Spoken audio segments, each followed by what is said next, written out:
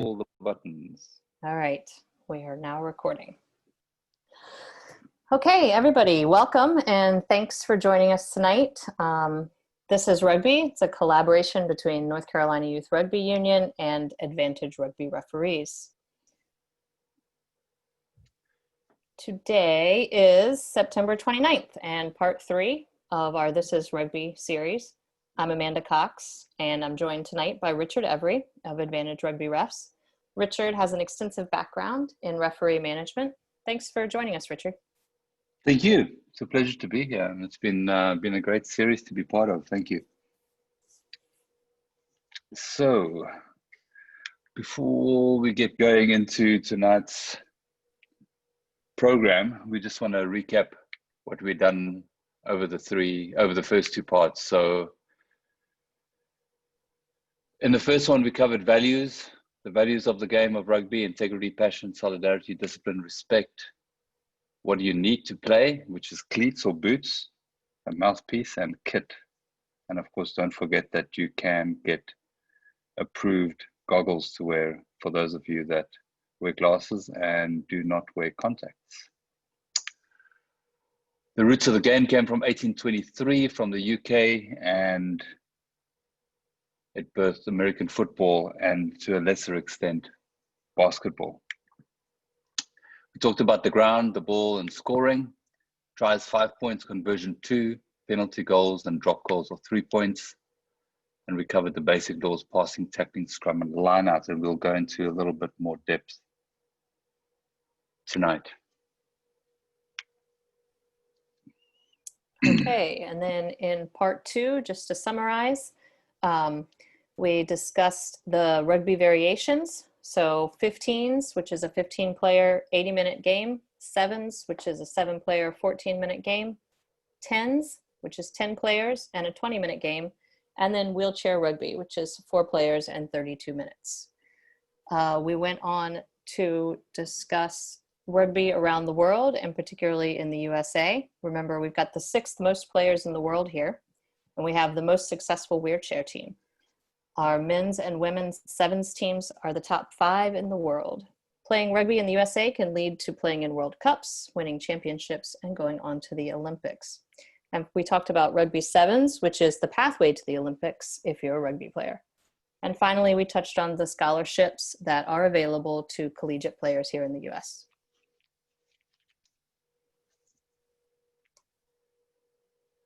So, just wanted to cover the basic principles of the game, just so that you have a sort of a picture or an understanding of the flow of the game, just from a basic perspective. So, what the game is about is a contest for possession. You go forward, you provide support for each other, you create continuity, you apply pressure, and you score points. And goes around again and again and again till you get to the end of the match to decide who wins the game. But the most important thing here is that the game is a contest for possession and that you create continuity. And when we go through some of the, and a little bit of a more deeper dive into the laws, you will also see that, you know, there's certain parts of the game that's been created to help players to create opportunities for them to score. So we'll go into that, but let's start off with Amanda, tackle. All right, the tackle. Tackles are used in rugby by the defense to stop the offense from advancing. Completing a tackle allows the defense to compete for possession of the ball. So good tackling is important to keep the game safe. Rugby studies have actually shown that the highest danger in rugby is to the player making the tackle. And also in our game, only the player carrying the ball can be tackled.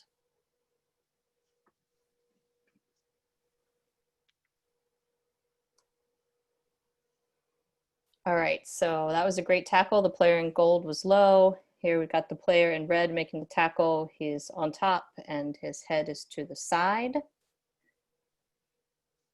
There's another good completed tackle. Watch the player in blue here, gets his head to his side, brings the player in red to the ground, pops up, ready to compete for the ball. And this example shows the gate.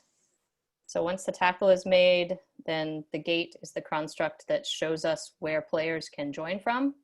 Side entry is illegal. You need to come straight through.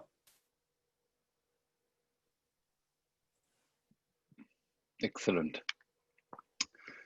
So what you can't do when you're tackling is perform a dangerous tackle. And a player must not tackle an opponent early, late, or dangerously. You can also not tackle an opponent who's not in possession of the ball. So it's not like American football with all the blocking. Can't do that at all in rugby. You can't tackle a player whose feet are off the ground. So especially when there's a kick, player jumps in the air to catch the ball, you can't tackle them in the air. You have to wait till they land on the ground. And you must not tackle an opponent by lifting them off the ground and dropping them or driving that player so that the head or neck or upper body make contact with the ground. So if you lift a player off the ground, you're responsible to bring them back to the ground safely. So it would be a good idea to just hold them and try and put them down so that they're on their feet again. Cannot tackle anybody high, which is above the shoulders. And of course, at youth level, it's above the armpits.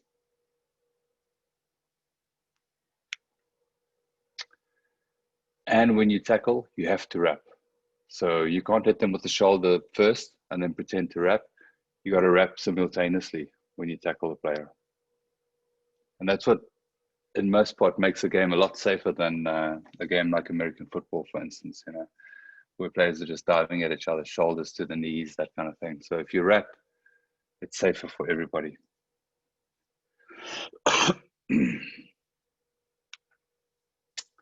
So we're going to have a look at dangerous tackle. If it's a dangerous tackle, the referee will award a penalty kick. So they can award a penalty kick, they can also award a yellow card, and they can also award a red card. A yellow card is 10 minutes, which they call the sin bin. It's 10 minutes of playing time, and then they come back on the field. A red card, you're off for the rest of the game. So this is what a penalty looks like.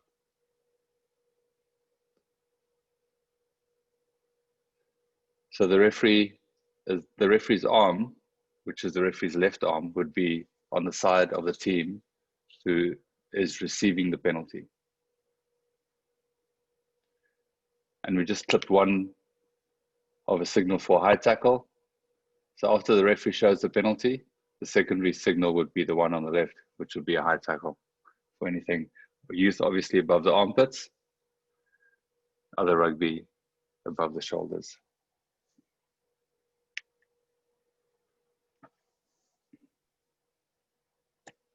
Okay, so back to talking about the tackler. At the tackle, when the tackle occurs, the tackler must release the ball carrier and roll away from the tackle area.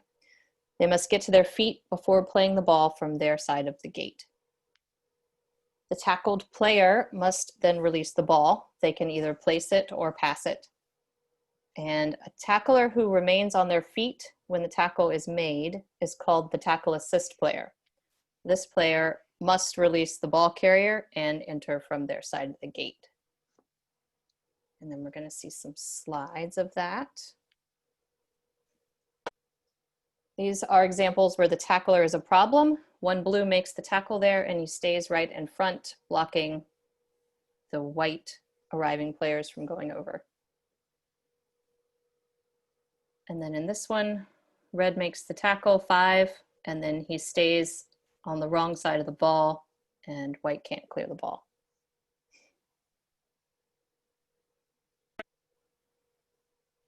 So in this example, gray is making the tackle, and you see the player who made the tackle just kept his hands on the body of the tackled player and spun around.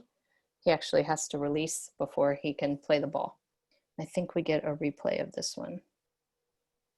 So you can see how they continue to hold on, go for the ball without release.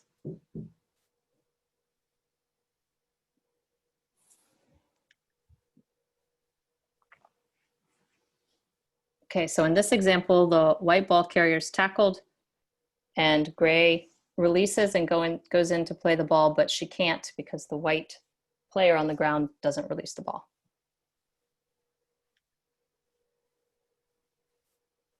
So the referee signals at the tackle. For tackle or not rolling away is a circular motion with the hand moving away from the body. See that? And then for the tackle assist not releasing, this is a releasing motion with the arms up in the air.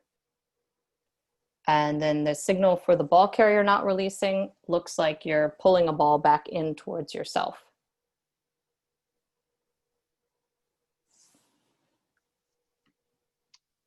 Thank you. So all of these, so these three are secondary signals.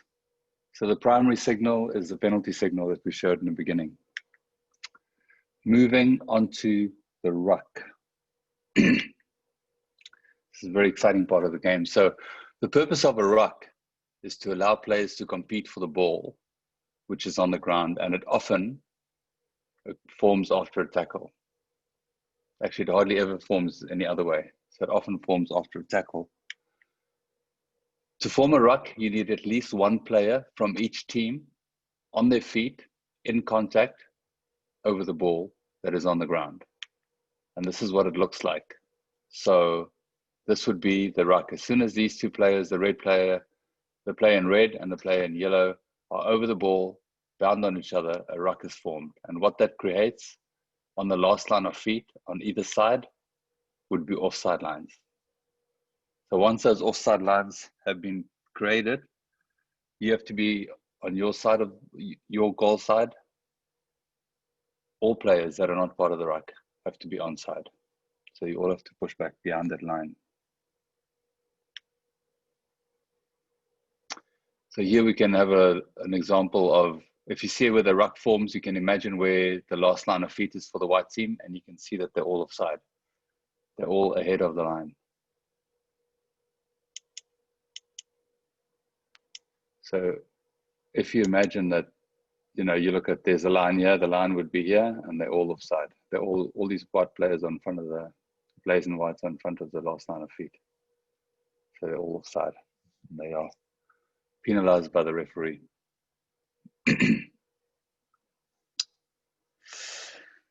So this next slide is really interesting because it's a couple of phases. And what happens that every time a ruck is formed, the defense have got to get onside. And every time a ruck is formed, because the defense are tackling players, the ball carriers, what the attacking team achieve there is they manage to pull in defenders. So they pull in more and more defenders into the rucks, and eventually on the outside, there's not enough defenders, and then they spread the ball wide. And you'll see this is a great example of a couple of rucks by the team, and eventually they just have too many players on the outside and they score.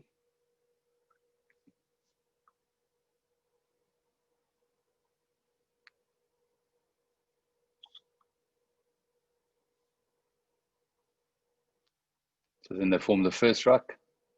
Now all the white players have to be onside.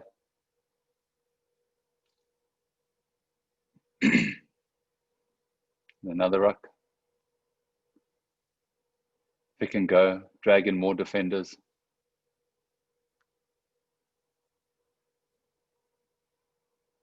And another ruck. And more defenders. Now on the far side on the left, the white team have less and less defenders now. So great concept about rugby is that the ball moves faster than the human. Get the ball out, there's gaps to score. Great example.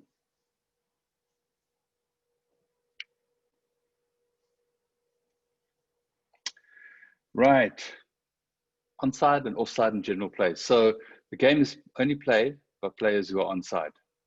And a player is offside in open play if they are in front of a teammate who's carrying the ball, who last played it. So we're not talking about set pieces like scrums and lineouts where they're offside lines or rucks, as we just talked about. But just in general play. If I'm running with the ball, any player of my team who's in front of me would be offside. They don't get penalized because it's not necessarily material, but if they involve themselves in the game from offside position, they can be penalized. So even if I kick the ball forward, and they're in front of me, they would be offside until they are put on onside. And there's various ways that you can be put onside. An offside player obviously must not interfere with play. So the interesting thing with rugby is that there's a 10-meter law. So if you are in front of your teammate who has kicked the ball forward, you have to retreat until you are 10 meters from where the ball lands or where the ball is caught by an opposition player. Or you have to retreat within 10 meters if you are within that distance. So if you within 10 meters, you just got to drop back. And even if you're dropping back, once an onside player passes you, then you're back onside again. But you can't be in that 10-meter area. And that goes right across the field. So if you take where the ball lands and you imagine an imaginary line across the field, 10 meters towards your own goal line. That's where you have to be. If you're outside 10 meters, even if you're in front of the kicker, once they've caught the ball or played the ball, you can move forward.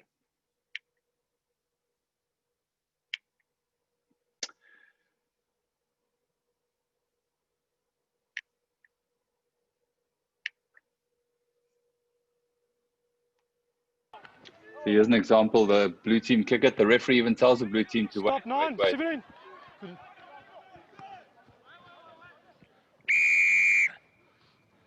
Hold.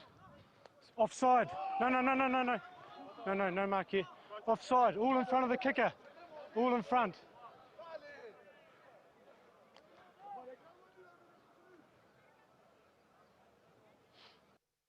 So the blue players were in front of the kicker and the referee even told them to stop or wait.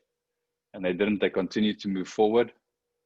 So the referee came back to the penalty, awarded the penalty where they were in front and where they started moving forward. Now for the fun stuff, Amanda. Yes, scrums. So we did chat about scrums in part 1 of the series. And if you recall, they're a way to restart play after a minor infringement, like a knock-on or a forward pass. The team who did not infringe is awarded the put-in and gets to place the ball into the scrum. And the scrum is a contest for possession.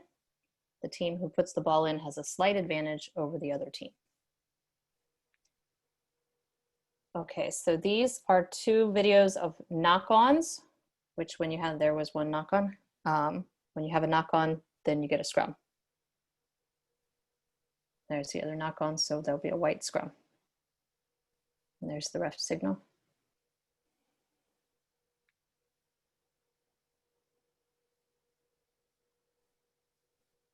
And here we have examples of forward pass, and the outcome of a forward pass is also a scrum.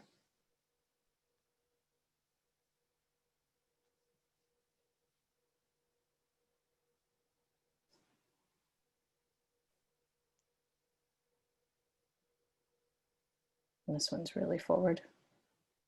I think the ref missed that one. Looks like they're playing on. Yeah.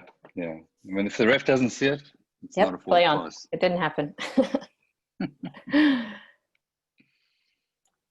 Okay, so here's an example of what a scrum looks like from the top. If you remember from week 1, we've got 8 players on each team, starting with the front row there, 2 props and a hooker. Then on the second row, we've got our locks, the 4 and 5. Moving outside, we've got the flankers, wearing 6 and 7, and then you've got an 8-man at the back there. During the scrum, all the players need to stay bound, and they also need to push straight. In this video, we've got Harvard and Army in last year's Neuro Championship. That's the NCAA Women's Varsity Collegiate Program. And Army's in black. They're going to put the ball into the scrum here. And then you see Harvard just push right over them. Ball comes out to the 8-man. That's the best scrum outcome. We love that. And then here are the signals you're going to see. Richard talked a little bit about a primary signal for a penalty kick. This is the primary signal for a scrum. The referee has the arm extended out to the team who the scrum is awarded to. And then after that primary signal, the referee will use a secondary signal. Here's the knock-on signal. It's just a little knock-on motion above the head. And then forward pass, pretty simple too, like you're passing the ball above your head. Excellent. Ball and touch. So the field of play has boundaries known as touch lines, which we talked about in the very first part of the series. When play reaches a touch line, the ball is in touch and becomes dead. So in order to restart play, there are two ways of doing it. You can do a quick throw, which the team whose ball it is, they can pick up the ball if no one else has touched it. And where the ball went into touch or behind it, they can quickly throw the ball in, and it's got to travel 5 meters to one of their own players. Well, hopefully to one of their own players. And then we also have lineouts, and those are the methods of restarting the game with a throw after the ball or the ball carrier has gone into touch. This is an example of a quick throw. So you'll see nobody outside of the field touches the ball. It's just a player who actually throws the ball in, and they're allowed to throw it laterally or backwards. And then play continues. So it's also part of the continuity of the game. If they don't take a quick throw, and this is quite a good example because the player gets to the ball and he thinks of taking a quick throw, but then changes his mind because the defenders are all there. So then the referee decides where the mark is, or the assistant referee does, and the teams line up, normally about 7 players, so it will be all the forwards, 7 players on either side, and they match numbers, and it's normally about a meter gap between them, and the ball needs to be thrown in straight between them.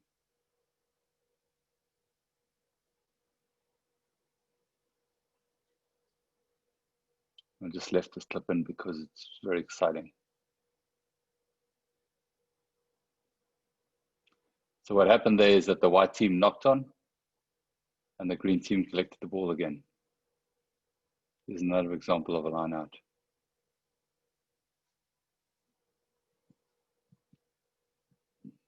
Forming a maul.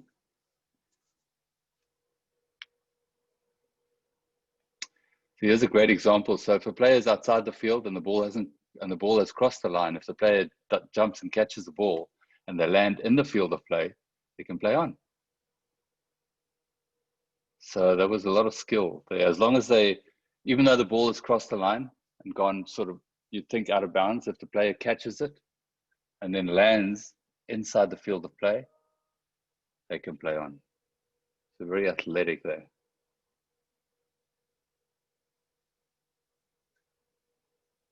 And the touch laws get a little bit complicated, so you won't go through all of them, but I thought this would be a good example to just show you that there are ways to avoid the ball going into touch.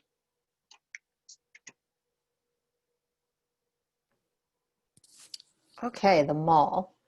A maul is a phase of play where competition for the ball happens while everybody is standing up. So a maul is formed by the ball carrier and one player from his team and one player from the opposition bound together on their feet, and the ball is held off the ground. So when the maul is formed, and this is what it would look like in its most simplest form, then offside lines are created at the hindmost foot of each player in the maul, and players who are not part of the maul need to retreat behind that offside line. So here we've got a video. Mauls often form after lineouts, and that goes to the second jumper. She goes to ground, and now you can see the maul has formed around her there. And if you watch the team in the multicolored jerseys, they have to keep backing up as the maul moves towards them so they can stay behind their offside line. And here's a maul near in goal. The white team's attacking, and they had the throw in. So they threw it to the back, the maul's formed. It's a little stagnant there, and then they sort of shift the drive infield, and they get a little more go forward, and they're gonna go in goal and score the try, which all pack players love.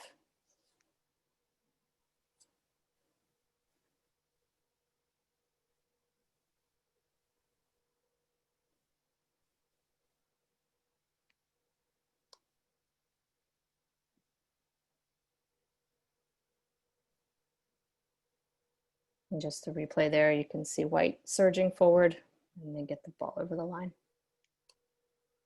Making sure the referee can see him.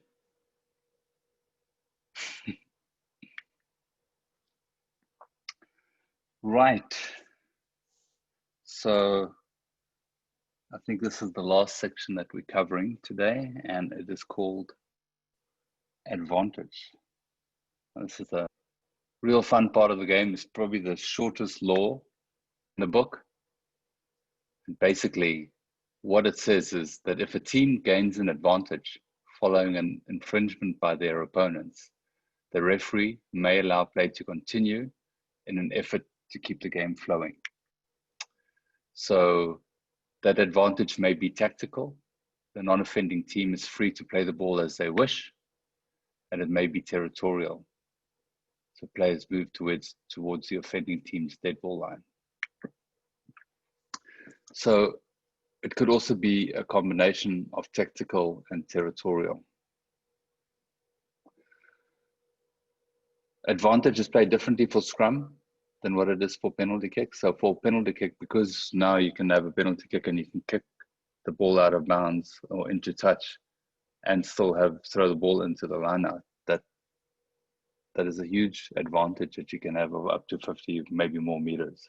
Also for a kick at goal. So penalty advantage has changed. That it's played with, it's, you know, you have to have a major advantage before they'll come back, before the referee will say advantage over. And if there's a technical infringement, like a knock forward or fumble, opposition get the ball. Once they've got controlled possession, the referee might quickly say advantage over and play on. So if you think about advantage, it must be clear and it must be real. So it's not just a mere opportunity. So if one team infringes, the other team gets ball, you don't just go advantage over and off you go. It's more in depth than that. So when the referee's playing advantage, it's similar to the scrum, except that the game is on. So the referee will put their arm out to the team that they're playing advantage for. And what the referee also does is that they're communicating at this stage. So if they're playing penalty advantage, they will say penalty kick advantage to green or to red or to black, you know, to the team that they're playing to, so that the team is aware that they're playing penalty kick advantage. The same for scrum, the referee will say scrum advantage to white or to orange or gold, you know, so the team knows that they're playing advantage. And when advantage is over, the referee will also communicate that advantage is over so that everyone's aware. And if advantage is not gained, the referee blows the whistle and they go back to the original infringement.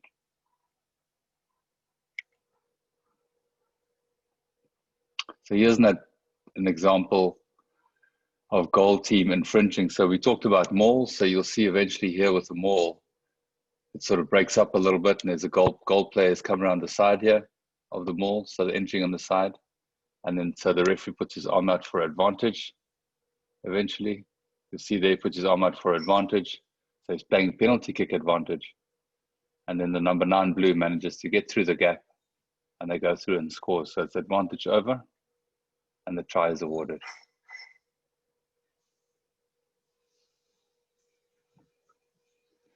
Here the referee's playing advantage for the blue team being offside at the ruck, last foot of the ruck. So the referee's playing advantage to the goal team. So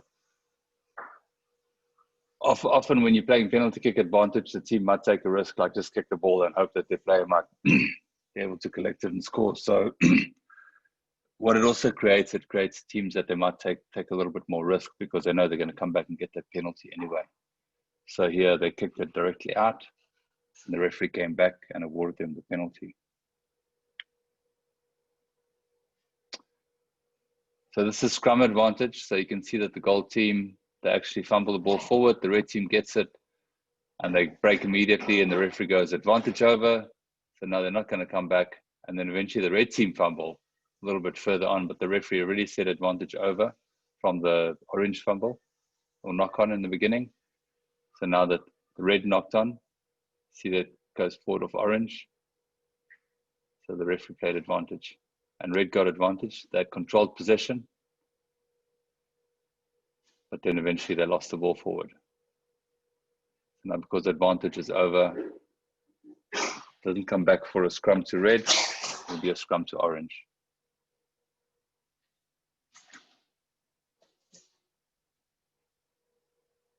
Here's another example. Ball comes forward of orange, red collect the ball.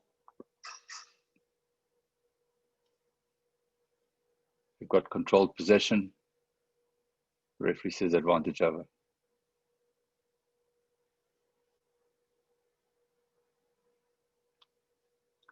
So here red lose the ball forward. The referee's playing advantage for the orange team, but they sort of get stuck. They're not going forward, they're under pressure. So the referee comes back and awards a scrum to the orange team. So I hope that advantage makes sense. It's a really key part of the game because it promotes continuity and allows players to take better options in the game. So if you have any questions, if you don't have any questions, we'll go straight through the summary. Does anyone have any questions? Nope. Okay. All good. Yep. Great. First tonight, we talked about the tackle, which is used by the defense to stop the ball carrier from moving forward. You can only tackle the player with the ball, and tacklers have to wrap, and tackles must be below the shoulder. Once the tackle is complete, the tackler has to release and roll away, and the tackled player must also release. Arriving players have to use the gate and be on their feet. And then a ruck is a phase of play that occurs when the ball is on the ground and the players form together over the ball. The scrum, we covered the scrum. It's a restart in play after a minor infringement, most often a knock-on or a forward pass. We covered the line out. That's when play reaches the touchline. Play is restarted either with a quick throw or with a line out. We had the maul, which often forms after a line out, consists of a ball carrier and at least one player from each team on their feet. And the last part that we covered was advantage. So if a team gains an advantage following an infringement by their opponents, the referee may allow play to continue in an effort to keep the game flowing.